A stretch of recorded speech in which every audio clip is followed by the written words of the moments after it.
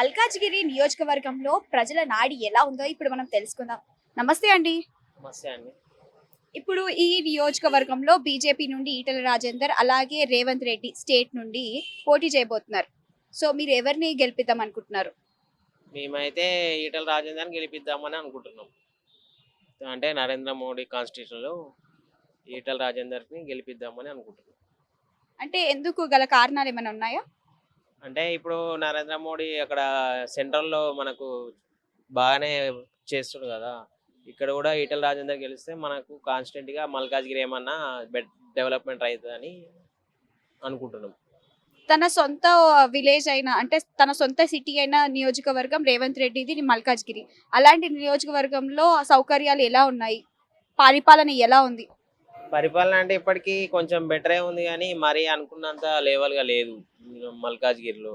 Plus కొంచెం current problem కానీ ఇక్కడ ఫెసిలిటీస్ కానీ కొంచెం ఇబ్బంది ఉన్నాయి. కరెంట్ కూడా ప్రాబ్లం ఉంది అప్పుడప్పుడు. సో కొంచెం ఈటల రాజేందర్కి వేస్తేనే బెటర్ ఉంటుందని మేము అనుకుంటున్నాం. కొంచెం బెటర్ ఉంది కదా ప్రధాని మోడీ చేసే పనులని హ్యాట్రిక్ అని కన్ఫర్మ్ అనుకుంటున్నాం. నమస్తే అండి. నమస్తే అండి. మీ పేరు, మీరు ఎక్కడ ఉంటారు? నేను మల్కాజ్గిరి ఉంటాను. లోకలే. లోకల్. ఎన్ని సంవత్సరాల నుండి ఉంటున్నారు? మేము ఇక్కడ వచ్చి 7 సంవత్సరాలు అవుతుందండి. ఇప్పుడు ఈ ఎలక్షన్స్, పార్లమెంట్ ఎలక్షన్స్ అయితే రాబోతుంది. మీరు ఎవరికి ఓటేసి గెలిపిద్దాం అనుకుంటున్నారు? కాంగ్రెస్ చేస్తాం. కాంగ్రెస్ ప్రభుత్వం పరిపాలన ఎలా ఉంది? పరిపాలన ఆయన మంచిగా చేస్తున్నాడు. 6 స్కీమ్ మీటింగ్ కదా మంచిగా చేస్తుండు. అందుకని కాంగ్రెస్ చేస్తాం.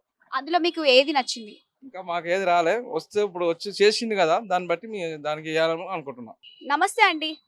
నమస్తే. మీ పేరు, మీరు ఎక్కడ ఉంటారు? మా పేరు నవీన్, మల్కాజ్గిరిలో ఉంటాను. ఇప్పుడు మల్కాజ్గిరిలో ఇద్దరు పోటీ చేయబోతున్నారు. కాంగ్రెస్ నుండి రేవంత్ రెడ్డి అలాగే బీజేపీ నుండి ఈటెల రాజేందర్. సో ఎవరికి ఓటేసి గెలిపిద్దాం అనుకుంటున్నారు? మేము ఈటల రాజేందర్కు గెలిపిద్దాం అనుకుంటున్నాం. అంటే ఇప్పుడు కాంగ్రెస్ ప్రభుత్వంలో ఫ్రీ బస్సు మహిళలకి, అలాగే అన్ని స్కీమ్స్ అని మహిళలకి స్కీమ్స్ ప్రకారంగా 6 గ్యారెంటీలు అని అన్నారు కదా కాంగ్రెస్ గవర్నమెంట్. సో వాళ్ళకి కాకుండా బీజేపీకి ఎందుకు? బీజేపీకి ఎందుకంటే బీజేపీ మంచిగా మన భారతదేశం అభివృద్ధి చెందుతుంది కాబట్టి, ఈ కాంగ్రెస్ ప్రభుత్వం అనేది ఇబ్బందులు అవుతున్నాయి. రైతు బంధు వస్తలేదు, పింఛన్లు వస్తలేవు, చాలా ఉన్నది కాబట్టి దానికి వేయాలనుకుంటలే నేను. ఇంతకు ముందు గతంలో మీరు ఎవరిని గెలిపించారు? మేము కేసీఆర్కి వేసిన నా కేటీఆర్. ఇప్పుడు మళ్ళీ బీఆర్ఎస్ నుండి పోటీ చేస్తే వాళ్ళకి వేస్తారా? వాళ్ళకి వెయ్య కానీ సెంట్రల్ మాత్రం బీజేపీ వేస్తా. నమస్తే అండి. నమస్తే అమ్మా. మీరు ఎక్కడ ఉంటారు? లాలాగూడ. అంటే ఇప్పుడు పోటీ అయితే ఫుల్ జోష్ గా నడుస్తుంది ఇక్కడ. ఎందుకంటే మల్కాజ్గిరిలో రేవంత్ రెడ్డి అలాగే ఈటల రాజేందర్ బీజేపీ నుండి పోటీ చేయబోతున్నారు. మీరు ఎవరికి ఓటేద్దాం అనుకుంటున్నారు? మనం టీఆర్ఎస్ కేసీఆర్ అన్న చాలా పని చేసింది. చాలా రోడ్లు ఇళ్ళు మనం డెవలప్మెంట్ మంచిగా ఉన్నది హైదరాబాద్ది. మనం కేసీఆరే సపోర్ట్ చేస్తాము. కాంగ్రెస్ ప్రభుత్వం పరిపాలన ఎలా ఉంది? కాంగ్రెస్ బి మంచిగా ఉన్నది. మనం ఏమంటే చిన్నప్పుడు నుంచి తెలంగాణ ఉన్నదని టీఆర్ఎస్కే వేస్తాం మనం. అట్లా కాంగ్రెస్ ప్రభుత్వంలో మీకు నచ్చిన 6 గ్యారెంటీల స్కీమ్ అయితే ఉంది కదా, మీకు నచ్చిన స్కీమ్ ఏంటి? అది స్కీమ్తో మంచి చేసిన రేవంత్ రెడ్డి అన్నవి మంచివి చేసింది. అట్లా ఏం లేదు. మీకు అందులో ఏం నచ్చింది? దాంట్లో ఏం లేదు, బస్సులు ఫ్రీ ఉన్నది చేయడానికి. కాంగ్రెస్ బి మంచిగా ఉన్నది. మనం ఏమంటే కొంచెం తెలంగాణకి చాలా సపోర్ట్ చేస్తాం. నమస్తే అండి. నమస్తే మేడం. మీరు ఎక్కడ ఉంటారు? ఇక్కడ ఈసీఎల్ నాగారం దగ్గర.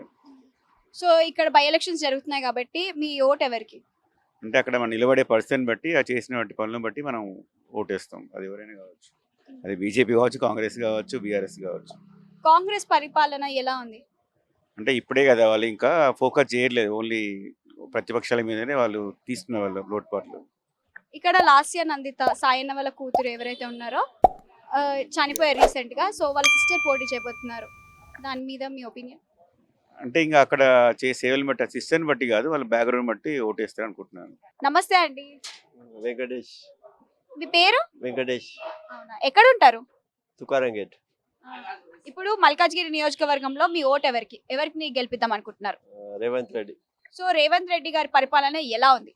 బస్సు ఫ్రీ, నెక్స్ట్ ఇండ్లు ఇస్తే బాగుంటుంది. నమస్తే అన్న. మీ పేరు, మీరు ఎప్పటి నుండి ఉంటున్నారు?